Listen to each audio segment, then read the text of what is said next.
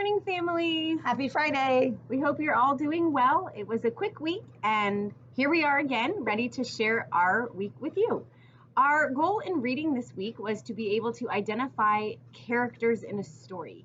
And students now know that we do more than just name a character.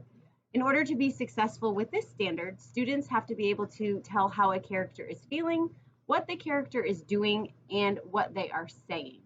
And they can use both text evidence and illustration. So we did it with many mentor texts just to change it up each day, and they seem to enjoy being able to figure out what are they saying, how are they feeling. So that's a success. And that's a great thing to bring into your reading with them at home, is just ask them, how do you think this character's feeling? How do you think, what are they doing in this page? So in math, we did counting strategies, and counting strategies include things like touch and scoot, lining them up, because we all know that good mathematicians are very organized. And they are able to tell you that. Yes.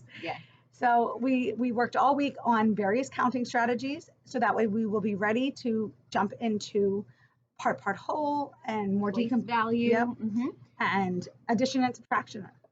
And something that seems easy but was a slight challenge was if you take an array of objects not really organized, students have to be able to find 10 and circle them so we can practice counting on. So they can say, here's 10, and then if there's 3 outside the circle, they can count on and say 10, 11, 12, 13. Rather than starting all the way back at 1. So that was a challenge. It was fun though. Okay. We just have a few things for you. In your child's Friday folder, you will see the October word problem book. And we have great intentions of doing word problems every day in math. Sometimes we get to it and sometimes we don't. So you will notice it is rather blank.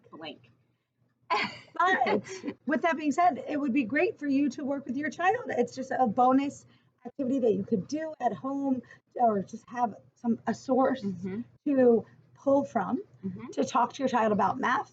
We totally optional. Yeah, we do wish that we could get to it, but our day is jam-packed, and some things take precedent.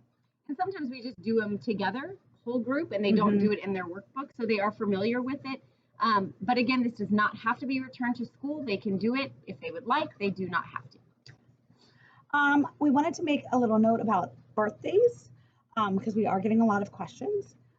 The school policy from the beginning of the year has changed. We are allowed to have a birthday celebration in class. However, all items have to be individually wrapped, just like they were for our storybook parade party. And so they have to be individually wrapped and brought in at least 3 days early so that they can quarantine. And then we will be able to have a celebration at school for your child. And again, this is optional. You do not have to bring anything in for your child's birthday, but Mr. French has allowed it now. We also wanted to just note the days or the weeks that we do have PE, please, especially girls, please make sure your child is wearing appropriate shoes for PE, as well as if girls are wearing dresses, please make sure they are wearing shorts underneath their dresses.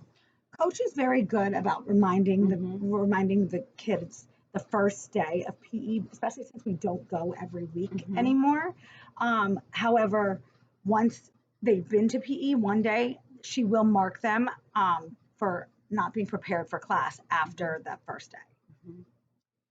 Also in your child's Friday folder is a new sight word list. We assess sight words every week.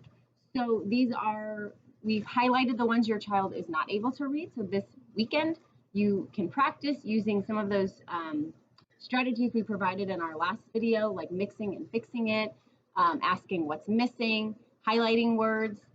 So these every week, your child will have a new list in their folder. If they didn't get a new list, that means they did not progress to the next list. So you should continue with the list that they had prior and really practice those and make sure they're reading them in text. So I had one student whose mom wrote sentences, tons of sentences with it. And she even sent it in so I could see it. It was great. That's fantastic. And he could read them all because that was how they practiced. They practiced the words in text. And that was really helpful for him. So way to go, Mom. I know. One last thing we had is, now that it is Q2, we wanted to just remind families that we are trying to promote more independence in the classroom. And it's pretty much basic self-help skills, problem solving on their own instead of just relying on an adult. And this is something that would be great to practice at home. If your child spills something, let them clean it up on their own. Just working on being more independent. Especially now that jackets, it's getting a little cooler. Jackets are a big issue with them, where they just don't know how to do it all by themselves. And we are more than willing to help. However, if you could practice putting on a jacket, zipping it up, things like that really helps them have that independence where they don't have to rely on a grown up. Yes. Um, I agree. And this video was short. This is Oh, all we have. I do have something. That's right, the funny. Oh, I have a funny quote for the week.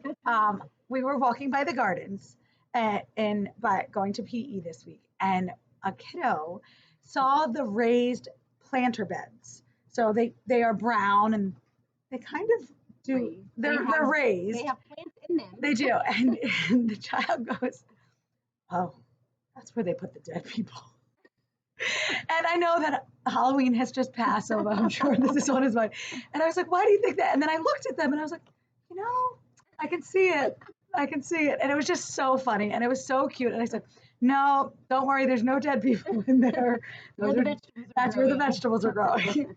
But it was very funny. So. Again, we laugh every day. They are just so funny. And we are just so thankful that this is what we get to do every day. So thank you for sharing your children with us. We hope you have a fantastic weekend, and we will see you next week. Bye. Bye.